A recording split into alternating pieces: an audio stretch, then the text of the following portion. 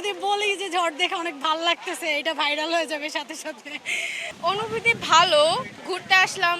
বিপদ সংকেতের জন্য তো আর মানুষ থেমে থাকবে না, তাই আর কি ঘুরতে আসলাম। এমনি সময় তো এরকম ঢেউ দেখা যায় না, বিপদ সংকেত এই জন্যই হয়তো বা দেখা যাচ্ছে, শুনেই আসছি আমরা। ভাইরাল করতে চান, আমি ভাইরাল কিন্তু হতে চাই না।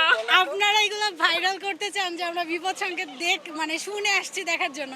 আসলে সেটা না, আমরা আসলে জানতাম না, মানে আমরা এসে এখানে পড়ে গেছি, তো এখন হোটেলেও থাকা যাচ্ছে না, তো এই জন্য একটু ঘুরতে বেরোইছি। এই এমন না যে আমরা 10 নম্বর সংকেত জানার পরে ওইখানে আসছি ঝড় দেখার জন্য, এরকম না। ঝড় এখন যদি বলি যে ঝড় দেখে অনেক ভালো লাগতেছে, এটা ভাইরাল হয়ে যাবে সাথে সাথে। হ্যাঁ, এখন কিছু করার নাই, কি করব, হোটেলে বসে থাকতে ইচ্ছা করতেছে না ঝড়ের মধ্যে, ভালোই লাগতেছে। আসলে 10 নম্বর না আসলেও হতো, কিন্তু অনেকেই চলে আসছে, আবার অনেকের মধ্যে একটা আগ্রহ থাকে। এটা একটা ট্র্যাডিশনালে পরিণত হয়েছে যে আসলে ঝড় দেখব, সাগর পাড়ে গিয়ে ঝড় উপভোগ করব, বড় বড় ঢেউ দেখব, এরকম আর কি। অনেকেই এরকম ফিলিংস নিয়ে আসে, আবার অনেকেই দেখবেন যে আসে নাই। ট্যুরিস্ট তেমন একটা নেই, কম বললেই চলে। এখানে সাধারণত আরও বেশি ট্যুরিস্ট থাকে। শীর্ষের অনুভূতি থেকে মুক্তি দেয় মাত্র 30 সেকেন্ডে। Pepsodent sensitive expert. আসলে আমরা এখানে এনজয় করতে আসছি, ঠিক আছে।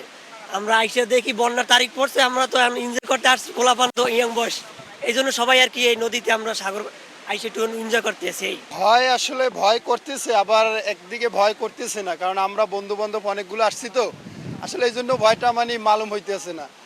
আর এমনি সাগরের অবস্থা তো খুবই খারাপ দেখা যায়, কিন্তু আমরা তারপর একটু মজা নিছি পানির কিনারে বসে আর কি। ভয়ের কিছু নাই ভাই, আসছি আমরা ভাই বেড়াদার, যেহেতু একসাথে এনজয় করতে আসছি, সেক্ষেত্রে ভয় পাওয়ার কিছুই নাই এখানে। কারণ একজন আরেকজনকে রেখে কখনো চলে যাচ্ছে না। যদি আমি চলে যাই, ওরা যথাযথ চেষ্টা করবে, এরপর তো বাকিটা ভাগ্যের উপরে নির্ভর করে।